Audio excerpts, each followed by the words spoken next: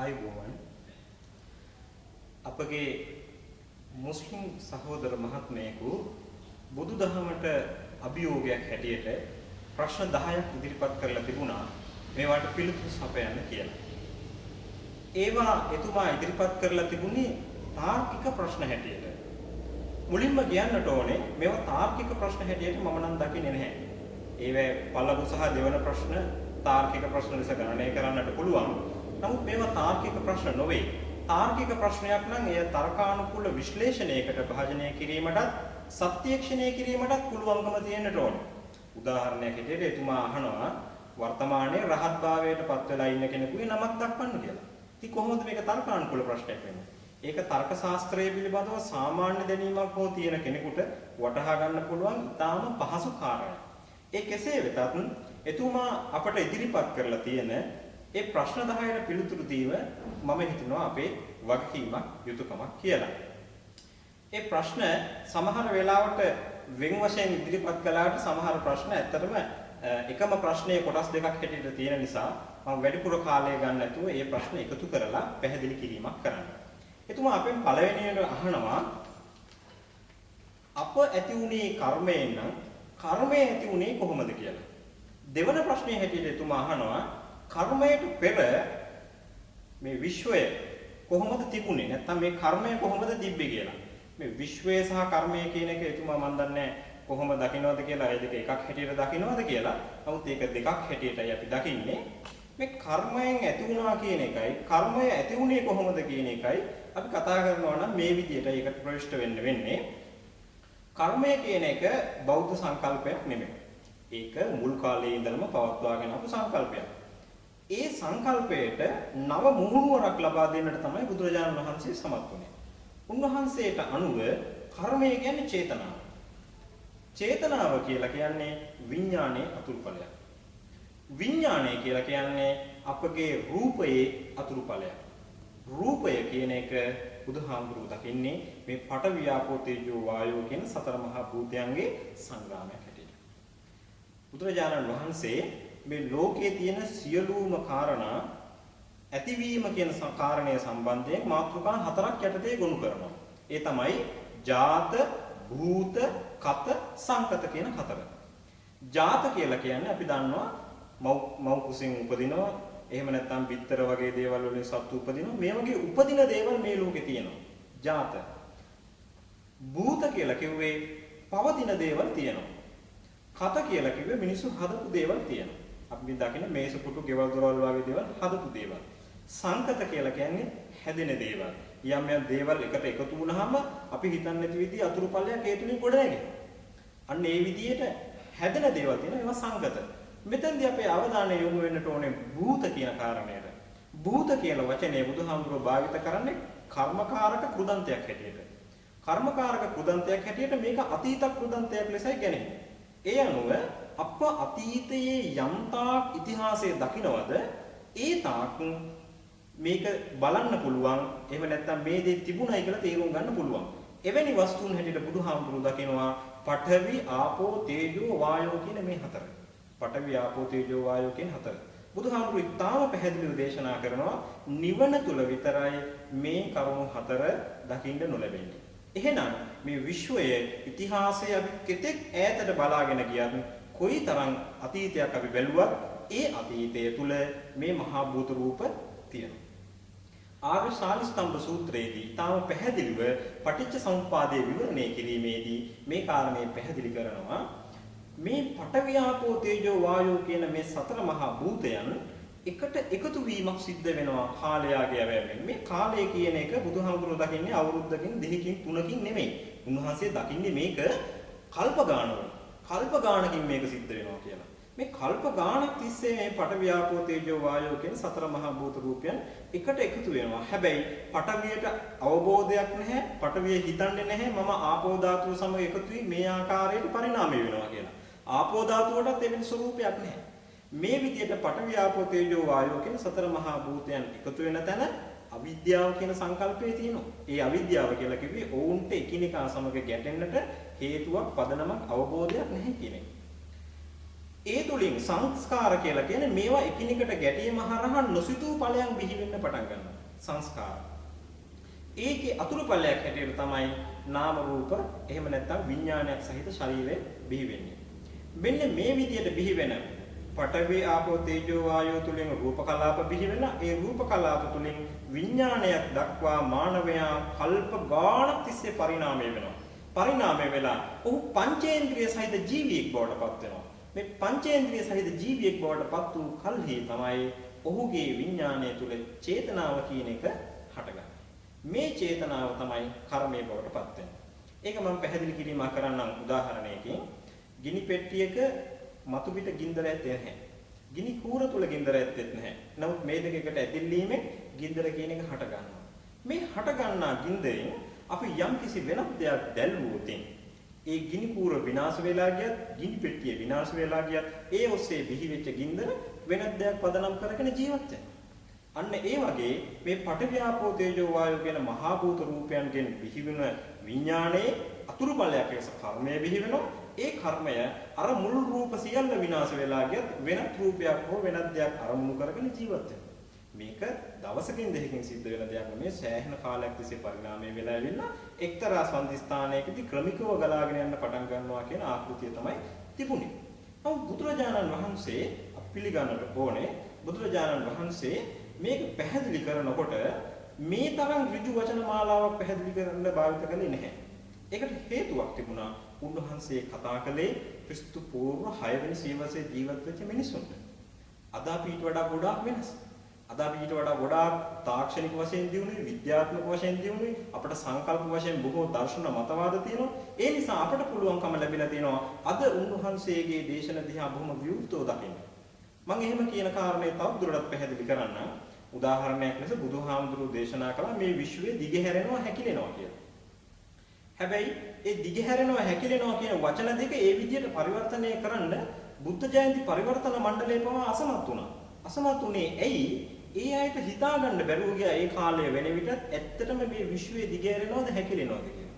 ඒ නිසා බුදුහාමුදුරුවෝ ඒ දවස්වල දේශනා කරපු දේවල් කාලයෙන් කාලයට පරිවර්තනය වුණේ ඒ වකවාණු වල පුද්ගලයන්ගේ දැනුම් මට්ටම් වලට අනුකූලවයි.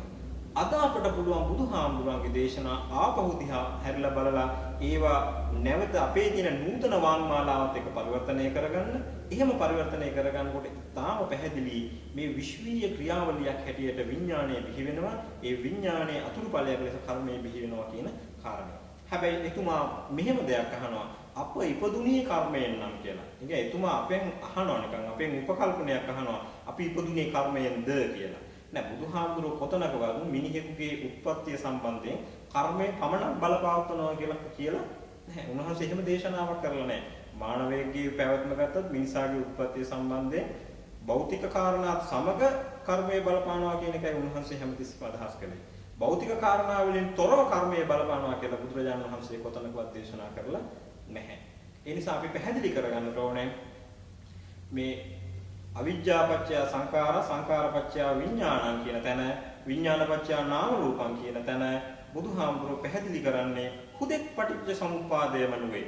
ඒ හරහා උන්වහන්සේ විශ්වීය පරිණාමික ක්‍රියාවලියක් පැහැදිලි කරනවා කියන එකත් අපි තේරුම් ගන්නට ඕනේ. ඒ තුල ඔය කියන ප්‍රශ්න සියල්ලට පැහැදිලි උත්තරයක් තියෙනවා. ඒ සමස්තය විග්‍රහ කරන්න ගියොත් මට අද ප්‍රශ්න 10ට පිළිතුරු දෙන්නට වෙන්නේ නැහැ. ඒ නිසා මම කියන්නට කැමතියි අප ඉපදුනේ කර්මයෙන් නම් කියන කොටසම ඒ තරම් සුදුසු ප්‍රශ්නයක් නෙවෙයි. අප ඉපදුනේ කර්මයන් ඇතුළත්ව භෞතික සාධක ගණනාවක් හේතු කරගෙන කර්මය හටගත්තේ විඥානයේ අතුරුඵලයක් ලෙසට විඥානයේ හටගත්තේ රූප කලාපයන්ගේ අතුරුඵලයක් ලෙසට මහා භූත රූප කියන එක විශ්වයේ පුරාම එදා ඉඳන්ම තියෙනවා. ඒ නිසා ඒවට භූත රූප කියලා කියන්නේ ඒවා කවුරුවත් ඇති කළෙත් නැහැ, ඒවා කවුරුවත් ඇති කරන්නෙත් නැහැ, ඒවා නැති වෙන්නෙත් නැහැ, ඒවා අඩු වෙන්නෙත් නැහැ, ඒවා වැඩි වෙන්නෙත් නැහැ. ඒක විශ්වයේ තුල තියෙන ස්වභාවික తত্ত্বය. ඒක කවදාවත් වෙනස් වෙන්නේ නැහැ. ඔබට යම්තාක් අතීතයට බැලිය හැකිද එදත් ඒ භූත රූප ඒ විදියටම තිබුණා. ඒ නිසා ඒවට මහා භූත කියන වචනේ බුදුහාමුදුරුවෝ භාවිත කළේ. මම එන්නම් ඊළඟ ප්‍රශ්න වලට. මෙලොව ජීවිතයේ අරමුණු කුමක්ද? එම අරමුණු ඉටු කරගන්නේ කෙසේද කියලා ඔහු 3 සහ 4 ප්‍රශ්න වලින් අහනවා. මේකත් සෑහෙන ප්‍රශ්නයක් වගේ ඔහුට බැලුණාට ඉතාම සරල ප්‍රශ්නයක්. බුදුදහම තුල පුද්ගලයාට ජීවත් වීමේ අරමුණු 3ක් දීලා තියෙනවා. ඒ අරමුණු 3 දීලා තියෙන්නේ පුද්ගලයාගේ බුද්ධි මට්ටම් සහ ආකල්ප වලට අනුකූලව. පළවෙනි අරමුණට මම එන්න. පළවෙනි අරමුණ බුදුහාමුදුරු ඉදිරිපත් කරන්නේ සමහර පුද්ගලයෝ ඉන්නවා නිවන කියන එක විශ්වාස කරන්නේ නැහැ. පරලොවක් තියනවද කියලා විශ්වාස කරන්නේ නැහැ. කර්මය කියලා එකක් තියනවද විශ්වාස කරන්නේ නැහැ. පුනර්භවයක් තියනවද කියලා විශ්වාස කරන්නේ නැහැ. එහෙම විශ්වාස කරන්න ඒ කැමති නැහැ. තව කෙනෙක් කිව්ව පමණින් ඒ පිළිගන්න සූදානම් නැහැ. මෙහෙම පිරිසක් එදත් හිටියා අදත් ඉන්නවා. මේ වගේ පිරිසක් බුදුහාමුදුරන්ගෙන් ඇවිල්ලා අහනවා ජීවත් වෙන්නේ මොකටද? මේ පිළිබඳ බුදුහාමුදුරු ලස්සන උත්තරයක් දීලා තියෙනවා මජ්ක්‍ධිම නිකායේ අපන්නක සූත්‍රයේදී. ඒ තමයි බෞද්ධයන්ගේ පළමු අරමුණ මොකක්ද? මෙලොව වශයෙන් හොඳ නමක් දිනා ගන්න උත්සාහ කරන්න. මෙලොව ජීවිතයේදී හොඳ නමක් දිනා ගන්න උත්සාහ කරන්න. ඔන්න පළවෙනි අරමුණ. එතන මම හොඳ නමක් දිනාගන්නේ කොහොමද කියලා අමුතුවෙන් කියන්නට ඕනේ නැහැ. ඒ කාරණේ බුදුහාමුදුරුවෝ පැහැදිලි කරනවා. හොඳ නමක් දිනා ගන්න බෑ කවදාවත් හොරකම් කරලා, මිනී මරලා, ස්ත්‍රී දූෂණ වගේ දේවල් කරලා මිනිස්සුන්ට හොඳ නමක් දිනා ගන්න බෑ. හොඳ නමක් දිනා ගන්න නම් ඔහු අනිවාර්යයෙන්ම අනිත් මිනිසුන්ට උදව් උපකාර කරමින් තමන්ගේ ජීවිතයේ චරිතවත්ව, බුද්ධිමත්ව, අනිත් අයට ගරු කරන, අනිත් අයත් එක්ක සුහදශීලීව ජීවත් වෙන, අනිත් අයට අත්‍යවශ්‍ය මිනිසෙක් බවට පත් වෙලා අපි ජීවත් වෙනවා නම් තමයි අපිට හොඳ නමක් දිනා ගන්න පුළුවන් වෙන්නේ. ඔන්න බෞද්ධයෙකුට තිබු පළවෙනි අරමුණ. දෙවෙනි අරමුණ තමයි තවත් පිරිසක් ඉන්නවා. ඒ අය පැහැදිලි කිරීමක් කරනවා. ඒ අයට නිවන් දකින්න මහන්සි වෙන්න, ඒ භාවනා කරන්න, ඒ වගේ දේවල් කරන්න වෙලාවක් නැහැ. කාලයක් නැහැ. ඒ අයට ඒ සඳහා ලොකු උවමනාවකුත් නැහැ. නමුත් ඒ අයට ඕනේ මේ ලෝකේ ජීවත් වෙන්නයි, පරලෝකේ සුගතිගාමී වෙන්නයි. ඒ අය පරලෝක පිළිගන්න අය. එහෙම පරලෝක පිළිගන්න, පරලෝක සුගතිගාමී වෙන්න ඕනේ කියලා හිතන මෙලවත් සැපවත්ව ජීවත් වෙන්න කැමති තරුණයෙක් තමයි ව්‍යග්ගපච්ච සූත්‍රයේදී අපිට හම්බ වෙන්නේ. ඒ තරුණයාට බුදුහාමුදුරුවෝ දීපු අරමුණ තමයි මෙලොවයි එළොවයි දෙලොවම දිනන්න පුළුවන් විදිහේ උභය ලෝක විජයාය ප්‍රතිපදාවකට එන්න. ඔන්න බෞද්ධයාට දීපු දෙවෙනි අරමුණ. ඒ දෙවෙනි අරමුණ දිනන්නේ කොහොමද? පරලෝ සුගතිගාමී වෙන්න කවුරු හරි කෙනෙක් බලාපොරොත්තු වෙනවා නම් ඒ පරලෝ සුගතිගාමී වෙන්නට ඔහු මෙලෝ වශයෙන් හොඳ දේවල් කරන්නට ඕනේ. මොනවද හොඳ දේවල් කියන්නේ? දාන, ශීල, භාවනා ආදී කටයුතු වල නිරත වෙන්නට ඕනේ. ඒක තමයි ඔහු කළ යුතු කාර්යය. ඒ විදිහට දන් දීමෙන්, සිල් රැකීමෙන්, අනිත් අය සමග කටයුතු කිරීමෙන් ඔහුට මෙලෝ වශයෙන් ඔහුගේ ජීවිතයේ සැපවත් වෙනවා, වාසනාවන්ත වෙනවා වගේම පරලෝ ඔහු අනිවාර්ය සුගතිගාමී වෙනවා. හේතුව මොකද? ඔහු මෙලෝ වශයෙන් කිසිම අපරාධයක් කරලා නැහැ. මොනම ආගමක් තුලවත් මම හිතන්නේ නැහැ අපරාධයක් නොකර අනුන්ට උදව් කරගෙන ජීවත් වෙච්ච පුද්ගලයෙක් අපාගාමී වෙනවයි කියලා දේශනා කරපු ආගමක්. එහෙම තියෙන විදියක් නැහැ. එහෙමනම් මේ හොඳ වැඩ කරනවා කියන එකේ පදනමක් නැතුව යනවා. ඔන්න බෞද්ධයන්ට දීපු දෙවෙනි අරමුණ.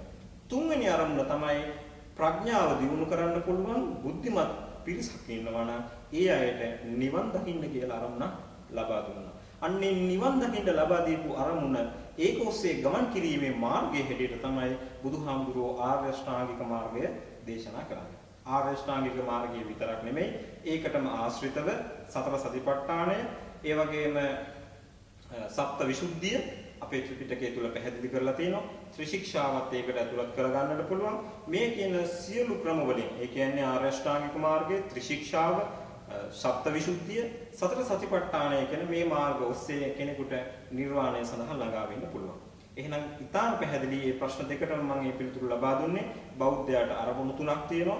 මෙලෝ වශයෙන් හොඳ නමක් දිනා ගැනීම, පරලොවක් පිළිගන්නවා නම් මෙලෝ සහ පරලොවම සුගතිගාමී වන ආකාරයට කටයුතු කිරීම. තුන්වෙනි අරමුණ තමයි බුද්ධිමත් භාවයක් තියෙනවා නම් නිවන අවබෝධ කරගන්න කටයුතු කිරීම. ඒ සඳහා බෞද්ධයෝ ක්‍රියා කළ යුතු වෙනවා. ක්‍රියා කිරීමේ මාර්ගය පැහැදිලි කරලා දීලා තියෙනවා. මම එන්නම් ඊළඟ ප්‍රශ්නයට. පස්වෙනි ප්‍රශ්නයෙන් අහනවා ඒ අරමුණ සාක්ෂාත් කර ගැනීමට ඔබගත් ක්‍රියාමාර්ග මොනවද? දැන් මේ ප්‍රශ්නේ අහන්නේ මගෙන් නම් මම කීයරවත් ඒකට උත්තර දෙන්නේ නැහැ. මම හිතන්නේ මේ රටේ ඉන්න කිසිම බෞද්ධයෙක් මේකට පිළිතුරු දෙන්න සූදානම් වෙන එකක් නැහැ. ඇයි? මේ ක්‍රියාමාර්ග මේ බුදුහාමුදුරු දේශනා කරන්නේ බොහොම උතුම් අරමුණුනේ. හොඳ නමක් දිනා ගන්නවා කියන එක, පරලෝ සුගතිගාමී වෙනවා කියන එක, මේවා බොහොම හොඳ අරමුණුනේ. මේ හොඳ අරමුණු වලට යන්න උත්සාහ කරන මිනිස්සෙක් දන් දීම, අනුන්ට උපකාර කිරීම, තමා භාවනා කිරීම මේ වගේ දේවල් කරන්නේ. ඉතින් එහෙම කරන කෙනෙක් කවදාවත් තව කෙනෙකුට කිය ඇවිදින්නේ නැහැ. මම උනත් සූදානම් නැහැ කියන්නේ මේ මම රැයට භාවනා කරනවා, මම පොයේට සිල් ගන්නවා. එහෙම කිය ඇවිදින්න කවුරුත් සූදානම් නැහැ. එහෙම කරන මිනිස්සු කවමදාකවත් තමන්ගේ ගුණ වර්ණනාව අනිත් අය ඉදිරියේ කියන්නේ නැහැ. ඒ නිසා මේ ප්‍රශ්නට පිළිතුරු දෙන්න මම කැමති නැහැ. හැබැයි මෙහෙම දෙයක් කියන්න. ඔබතුමාට උවමනාවක් තියෙනවා නම් මම කවුද මම ජීවත් වෙන්නේ කොහොමද කියලා දැනගන්න මාව ඇසුරු කරලා බලන්න. මොකද මම කිව්වම ඔබතුමාට ඒක පිළිගන්න පුළුවන් කමක් නැහැනේ. මම මෙහෙම කරනවා අර එහෙම කරනවා කියලා කිව්වට ඔබතුමා කොහොමද ඒක පිළිගන්නේ? මම බොරුවක් කිව්වා වෙන්න පුළුවන්. ඒ නිසා මාව ඇසුරු කරලා බලන්න. බුදුහාමුදුරුවෝ කොසල් රජතුමාට ඉතාම පැහැදිලිව දේශනා කරා සහවාසේනකෝ මහරජ සීලවන්තං වේදිතබ්බං පංචකෝ දීඝේන අද්දුනා. මහරජ සිල්වතාව හඳුනා ගන්න නම් ඔහු සමග ඇසුරු කරලා බලන්නට ඕනේ. ඔහු සමග ඇසුරු කරලා බලන්න ඕනේ. ඒකත් කෙටි කාලයකින් නෙමෙයි දීර්ඝ කාලයකින් කරන්නට ඕනේ. දීර්ඝ කාලයකින්. ඒ නිසා ඉතාම පැහැදිලි ඒ ප්‍රශ්නයට කිසිම ප්‍රායෝගික බෞද්ධයෙකුන් පිළිතුරක් බලාපොරොත්තු වෙන්න බෑ. කිසිම කෙනෙක් තමන් කරන හොඳ දේවල් ප්‍රසිද්ධියේ කිය ඇවිදින්නට කැමති නැති නිසා. 6 වෙනි ප්‍රශ්නය සහ 7 වෙනි ප්‍රශ්නය. ඒ ප්‍රශ්න දෙක දීර්ඝව සාකච්ඡා කරන්නට ඕනේ. පළවෙනි කාරණේ 6 වෙනි ප්‍රශ්නයෙන් ඔහු අහනවා අරහත් වූ නූතන මිනිසෙක් නම් කරන්න කියලා. දැන් මේක ඔහු අරහත් භාවය පිළිබඳ මොන චිත්‍රයක ඉන්නවද කියන කාරණයත් එක්ක බද්ධ වෙන ප්‍රශ්නයක්. අරහත් වීම කියලා කියන්නේ පුද්ගලයෙක් නිවන අවබෝධ කරගන්නවා කියන ඥානය. නැත්නම් නිවන මම අවබෝධ කරගත්තා කියන ඥාන ප්‍රතිලාභය ලබා ගැනීමක් තමයි මේකෙන් සිද්ධ වෙන්නේ. එහෙම ඥාන ප්‍රතිලාභය ලබාගත් පුද්ගලයෙක් මොනම හේතුවක් නිසාවත් තමන් අරහත් කියන අනිත් අයට කිය යන්න උත්සාහ කරන්නේ නැහැ. අනික පුද්ගලයෙක් අරහත් වූ බවට ළඟ ඉන්න තැනැත්තාටවත් තේරුම් කරගන්න පුළුවන් කමක් නැහැ. බුදුරජාණන් වහන්සේගේ කාලයේදී ඔබ ත්‍රිපිටකය කියවා බලන්න. බුදුරජාණන් වහන්සේගේ කාලයේදී යම් කිසි පුද්ගලයෙක් රහත් වුණා නම් සෝවාන් සකදාගාමී ආදී මාර්ගඵල වලටපත් වුණා නම් ඒ බව තහවුරු කරගන්නේ බුදුහාමුදුරන්ගෙන්. එහෙරෙන්න වෙන කිසිම ක්‍රමයකින් ඒක තහවුරු කරගන්න බෑ. බුදුහාමුදුරුවෝ තමයි සහතිකයක් ලබා දෙන්නේ මේ පුද්ගලයා සෝවහන් මේ පුද්ගලයා සකදාගාමී කියලා. ඒ ඇරෙන්න වෙනත් කිසිම පුද්ගලයෙකුට ඔබ සෝවහන්ය ඔබ සකදාගාමී කියලා සහතිකයක් දෙන්න එහෙම නැත්නම් තහවුරු කිරීමක් කරන්න පුළුවන් කමක් නැහැ. එහෙම කරන්නත් බෑ. අනික රහත් වෙනවා කියලා කියන්නේ ඔහු සියලු කෙලෙසුන් ප්‍රහීන කරනවා කියන එක. සියලු කෙලෙසුන් ප්‍රහීන කරපු කෙනෙක් Taman රහත් කියලා අනිත් අයට යන්නේ නැහැ. හැබැයි ඔබ ওই ප්‍රශ්නය හරහා වක්‍රව ඉදිරිපත් කරන්නේ එවැනි පුද්ගලයෝ එවැනි චරිත වර්තමානයේ නැහැ කියන එක නම් කරුණා කරලා ඒක නිවැරදි කරගන්න. ඔබතුමා කටුකුරුද්දේ ඥානානන්ද හාමුදුරුවෝ වගේ මහෞත්තමයන් ළඟට ගිහිල්ලා ඇසුරු කරලා බලන්න. එතකොට නාවයනේ අරියදම් හාමුදුරුවෝ වගේ නායක හාමුදුරුවෝ ගිහිල්ලා ඇසුරු කරලා බලන්න. ඒ ඇත්තන් උන්වහන්සේලාගේ අසපු තුල ප්‍රායෝගිකව ක්‍රියා කරන තරුණ පිරිස් කොයිතරම් සිටිනවද? ගිහි පිරිස්, පැවිදි පිරිස් කොයිතරම් සිටිනවද? ඒ අයගේ චිත්ත පාරිශුද්ධිය කොයිතරම් ඉහළ මට්ටමක තියෙනවද කියලා පොඩ්ඩක් හොයලා බලන්න. ඒක එහෙම හොයලා බැලුවා නම් ඔබතුමාට පැහැදිලිව තේරුම් ගන්න පුළුවන් ඔය කියන කාරණේ ඔය ඇත්තක් නෙමෙයි කියලා. ඒ අය රහත්ද නැද්ද කියලා මම සහතිකයක් දෙන්න යන්නේ නැහැ. මට සහතිකයක් දෙන්න බැහැනේ. මම කියවනේ බුදුහාමුදුරන් විතරයි පුළුවන් කියලා. නමුත් බහුතරය බෞද්ධයෝ පිළිගන්නවා රේරුකාණේ චන්දිවිමල නායක හාමුදුරුවෝ වගේ උදවිය මාර්ගඵල වලටපත් වෙච්ච මහෞත්තමයන් වහන්සේලා කියලා. මොකද උන්වහන්සේලාගේ ජීවන චරිතය සහ උන්වහන්සේලාව ඇසුරු කරපු හැමෝම ඒ පිළිබඳව ඒ තරම්ම ප්‍රසාදයෙන් කතා කරන නිසා. ඉතින් ඔන්න ඔබ අභියෝග කරලා තිබේ නමක් ඉදිරිපත් කරන්න කියලා මම නම් කීපයක් ඉදිරිපත් කළා. ඊටු ටික ඔබතුමාට බාරයි ගිහින් හොයලා බලන්න මම කියන්නේ බෞද්ධ කියලා. ඊළඟට ඔබ අහනවා මේ 이르දි ප්‍රාතිහාර්ය පාලා අහසින් යන එක විද්‍යානුකූලද කියලා. දැන් මේ කවුරු හරි කෙනෙක් කියනවා නම් බුදුදහම විද්‍යානුකූලයි නැත්නම් බුදුදහම විද්‍යාවට එකඟයි කියලා මම දන්නේ මොන පදනමකින් ඒක කියනවද කියලා. එහෙම එකක් බුදුදහම ගැන හදාරන අය කියන්නේ නැහැ. හැබැයි මෙතන මෙහෙම සම්බන්ධතාවක් තියෙනවා. විද්‍යාව තුළ තියෙනවා විද්‍යාත්මක ක්‍රමවේදය කියලා එකක්. ඒ තුල වුන් අපේක්ෂා කරනවා යථාර්ථයේ යම් වාස්තවික තලයකට අරගෙන එන්නට ඕනේ කියලා. බුදුදහම ඒකට එකඟයි. ඒක කිසිම ගැටලුවක් නැහැ. බුදුදහම පැහැදිලි කිරීමක් කරනවා යථාර්ථය කියන්නේ වාස්තවික තලයකට ගෙනීමට හැකි දෙයක් කියලා. බුදුදහම තුල අපි අවබෝධ කරගන්නා දේ ස්වලක්ෂණය සහ සාමාන්‍ය ලක්ෂණය කියලා කොටස් දෙකකට වෙන් කරනවා. ස්වලක්ෂණය ප්‍රත්‍යක්ෂයට පමණක් ගෝචර වෙන දෙයක්. ඒ කවමදාකවත් තව කෙනෙකුට අවබෝධ කර දෙන්න බෑ. ඒ ආකාරයෙන්ම නමුත් එහි යම් පසුබිමක් ඇති කරගන්නට පුළුවන්. ඒ භාෂාව හරහා අපි යම් කිසි කෙනෙකුට එහි වාස්තවික තලය පැහැදිලි කරලා දෙනවා කියන කාරණය. මේ භාෂාව භාවිත කිරීමේදී තමයි විද්‍යාව කියන එකට අපි ළඟා වෙන්නේ නැත්තේ ඇයි කියන ප්‍රශ්නට උත්තරයක් ලැබෙන්නේ. මම භාෂාව ගැන කතා කරද්දී මෙන්න මෙහෙම පොඩි අතුරු කතාවකට යන්න. දැන් මම කිසියම් පුද්ගලයෙකුට අබ ගෙඩියක්, ඉදුණු අබ ගෙඩියක් කන්න දීලා ඔහුගෙන් අහනවා ඒක මොන රහද කියලා. ඔහු කියනවා ඒක පැණි රහයි කියලා. තව කෙනෙකුට මම වැල්මී ටිකක් දීලා කන්න දීලා ඔහුගෙන් අහනවා ඒක මොන රහද කියලා. ඔහු කාලා කියනවා ඒක පැණි රහයි කියලා. මේ දෙක අහගෙන හිටපු යම් කිසි පුද්ගලයෙක් ඉන්නවා නම් අඹ ගෙඩියක්වත් වැල්මී කෑල්ලක්වත් කාපු නැති කෙනෙක් ඔහුට හිතෙන්න පුළුවන් අඹ වැල්මී රහයි කියලා. එතකොට ඔහුගේ අවබෝධය නිවැරදිද? ඔහුට ඇහුණ දේ වැරදිද? ඔහුට ඇහුණ දේ හරි. අර පුද්ගලයා අඹ පැණි රහයි කියලා කිව්වා ඒක හරි. මේ පුද්ගලයා වැල්මී පැණි රහයි කියලා කිව්වා ඒක හරි. ඔහුට ඇහුනේ හරි දේ නම් ඔහුට වැරදි දෙයක් sannivedanaya වුණේ කොහොමද? ඒ තමයි භාෂාවේ තියෙන දුර්වලකම. මෙන්න මේ භාෂාවේ තියෙන දුර්වලකම දන්න නිසා බුදුහාමුදුරුවෝ හැමතිස්සෙම පැහැදිලි කරන්න උත්සාහ කළා මේ වාස්තවික යථාර්ථයකට යන්න පුළුවන් සීමාවක් තියෙනවා. ඒ සීමාව තුළ ඉඳලා අපිට පුළුවන් කතා කරන්න අන්නේ කාරණේදී විද්‍යාවයි බුදුදහමයි එකඟයි. තවත් කාරණයක් තියෙනවා මෙතනදි කියන්නේ. විද්‍යාව කියන්නේ හැමතිස්සෙම වර්ධනය වන මට්ටමක තියෙන දෙයක්. කවමදාකවත් ලෝකේ කිසිම විද්‍යාඥයෙක් කොතනකවත් කියලා නැහැ නූතන විද්‍යාව මෙච්චරයි වැඩෙන්නේ මෙතනින් එහාට වැඩෙන්නේ මේක. මේ තමයි විද්‍යාවේ තියෙන පළවෙනි අවසානම තැන කියලා කවුරුත් කියන්නේ නැහැ. විද්‍යාව කියන එක එහෙම පරිණාමය වෙලා අවසන් කියලා කවුරුත් කියන්නේ නැහැ. ඒ අනුව අපි විද්‍යාවේ ඉතිහාසය ආරම්භ බැලුවොත් දැන්ට අවුරුදු 200කට උඩදී බැහැයි කියපු කාරණා දැන් කරලා දීලා තියෙනවා. ඔබ කොතෙක් උත්සාහ කළත් ඔබේ උසට එක අඟලක් හෝ එකතු කරගත හැකිද කියලා උගන්වපු ආගම් තියෙනවා. එහෙම බැහැයි කියලා හිතපු වකවානුවකුත් තිබ්බා. ඒක විද්‍යාත්මකයි කියලා කියපු වකවානුවකුත් තිබ්බා. නමුත් අද වෛද්‍ය විද්‍යාව සෑහෙන දියුණුවේ ඒ අනුව පුද්ගලයෙකුගේ උස අඟල් දෙක තුනකින් වැඩි කරගන්න බැරි කම නැහැ. ඒ විතරක් නෙවෙයි පිරිමියෙක් ගැහණියෙක් කරනවා කියන එකත් අද විද්‍යාව තුළ මහ ලොකු දෙයක් නෙමෙයි. මේවා දැන් අවුරුදු 60 70කට විතර උඩදී කතා කළා නම් ඒක මහ විහිළුවක් වෙනවා.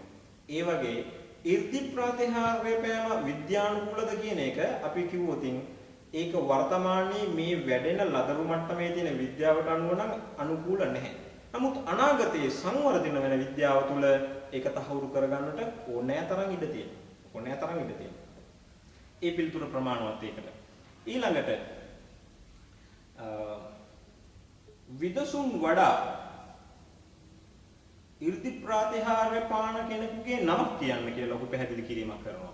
දැන් මෙතනදී මේ කලින් අවස්ථාවේදී ඔහු පැහැදිලි කරා මේ විදසුන් වඩා කියලා කතාවක්. දැන් මේකෙන් පැහැදිලි වෙනවා විදර්ශනා භාවනාව පිළිබඳව ඔහුට කිසිම අවබෝධයක් නැහැ කියලා.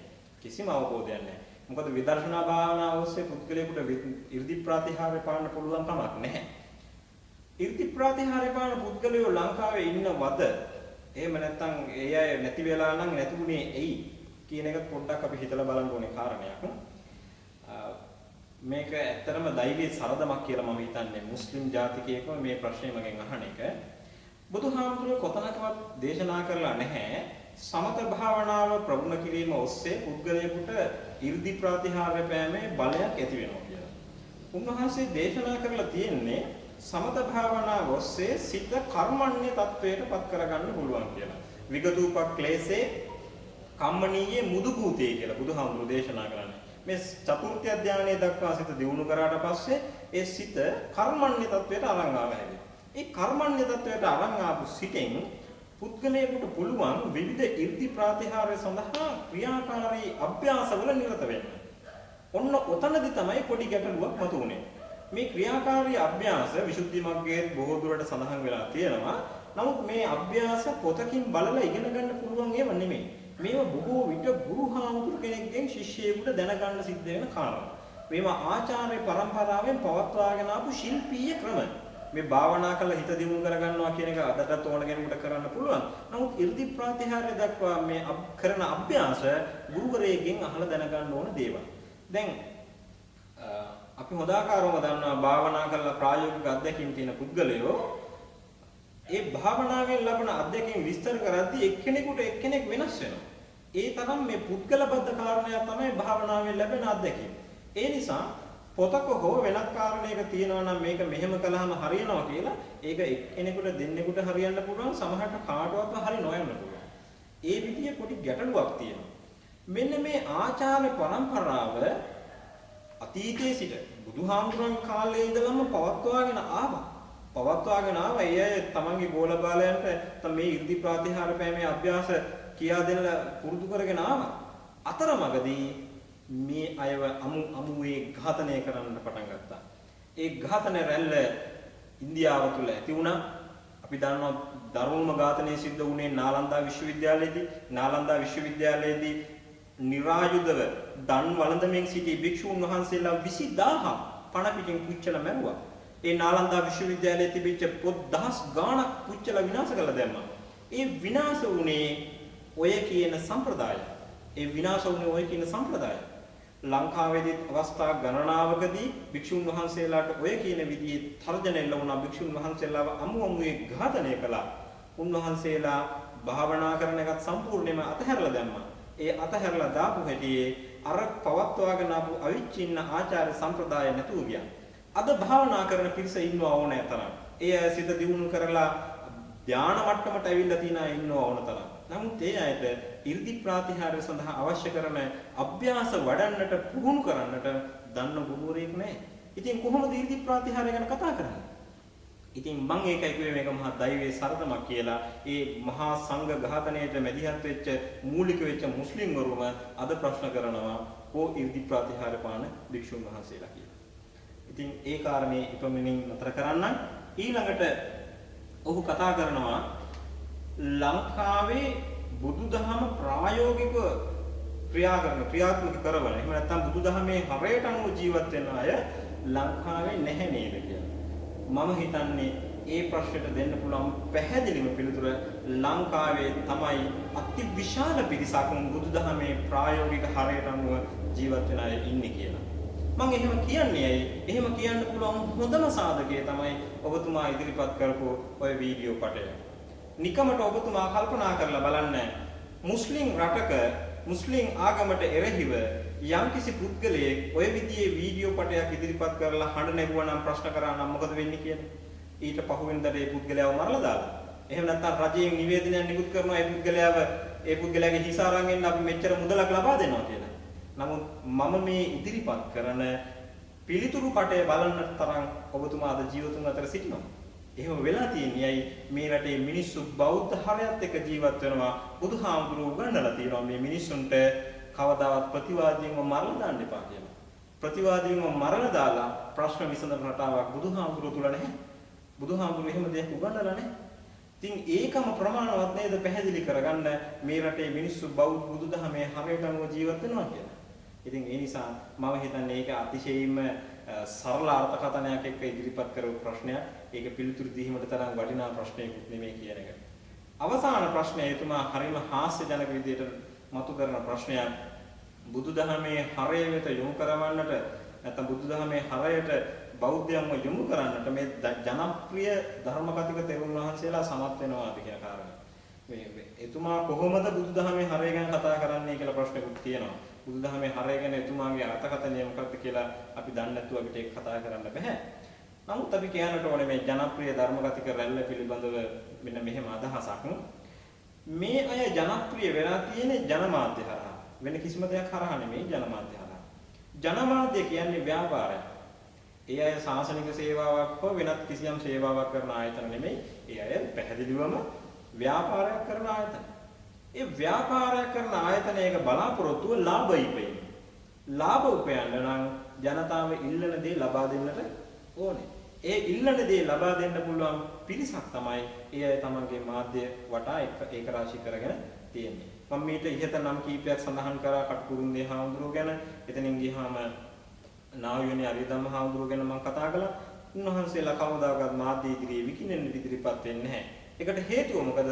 උන්වහන්සේලාව විකුණන්නත් බෑ. උන්වහන්සේලා ධර්මයේ විකුණන්නට සූදානම්ුත් නැහැ.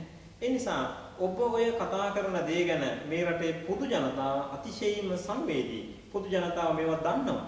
ඒ දන්න නිසා ඒ අය ඒ විදිහට ක්‍රියා කරනවා. හැබැයි ඔබ ඔය හිතන තරම් අකාරුණික දෙයක් ජනප්‍රිය තෙරවරුන් අතරින් සිද්ධ වෙන්නේ නැහැ. ඒක මම පැහැදිලිව කියන්න ඕනේ. ඒක මම එහෙම කියන්නේ බුදුහාමුදුරුවන්ගේ කාලේදී මිනිස්සු පිරිසක් හිටියා සෝබණේට සිල් සමාදන් වෙන අය. එයයි සෝබණයට සිල් සමාදන් වෙන්නේ ප්‍රසිද්ධියට හෝ වෙනත් අරමුණු දෙසා එයයි සිල් සමාදන් වෙනවා. මේ අය ගැන බුදුහාමුදුරන්ට පැමිණිලි කරාම බුදුහාමුදුරු දීපු පිළිතුර තමයි ඒක කොච්චර හොඳද? එහෙම කරන්නේ කොච්චර හොඳද?